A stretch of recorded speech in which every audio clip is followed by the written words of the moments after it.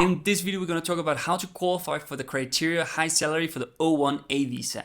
This is one of 8 criteria there is to qualify for this visa, and maybe this is the right one for you if you're a person with a high salary. So that's what we're going to cover in this video.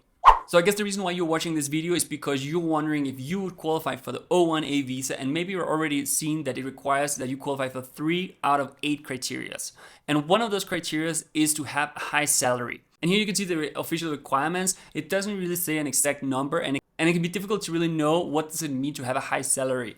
But from what I understand after doing some research is that you need to be like the top 10% in your niche. So you need to be someone who is really making a good amount of money in your niche, you know. And I think this criteria is a little more concrete than so many of the other criteria on this list, because this is just about you making a lot of money. So if you currently make a lot of money, then this is an easy criteria for you. You just need to show that you make a lot of money. You need to show some evidence, show your payroll, or other ways show that you make a good amount of money. This can be one good way to qualify for this petition. I have the O1A visa myself, and I also went through the 8 different criteria.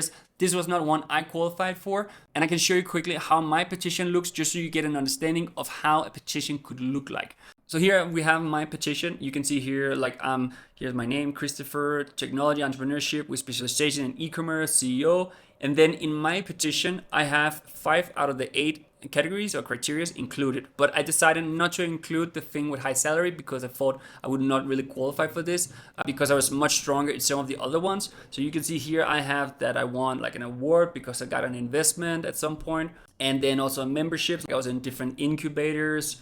I had a lot of press, and then original contributions and critical role being CEO in the company. And when I was in the process of getting my O1A visa, I was also looking into this criteria. But since it seems like you have to have a really high salary, this was not really an option for me, unfortunately. But maybe this could be something for you. If you don't really know how to qualify, I think there's different ways to look in the industry you work in. And then there's different websites where you can look up what is the average salary, what is the high salary. And then if you see you're in the top, then maybe this could be a criteria for you. So if you think you maybe qualify for this, maybe I'll check one of these websites here, and maybe you can get a better idea if you would qualify for these criteria. Again, this is a criteria that is kind of easy to qualify for if you actually manage to have a high salary versus many of the other criteria that is more, not as clear, it's more vague, it's more subjective. This is more like just the numbers, and you can easily back it up if you actually have the high salary. So I think this covers it for this video. If you're curious to know more about the other criteria, I made other videos where I talk more about my petition and how I qualified for those different categories.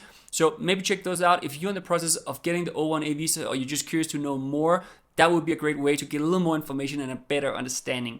Also, one thing I would recommend you to do is to schedule a call with Deel. That's the company I used to get my visa, the one you just saw before. They did a great job, and I'm sure they can also help you with your visa. And again, link is in the description here. You can schedule a call. There's no commitment. It's just have a chat with them, and then they can give you some feedback and tell you if you qualify or not for the O1A visa, or if you should get one of the other visas that is out there.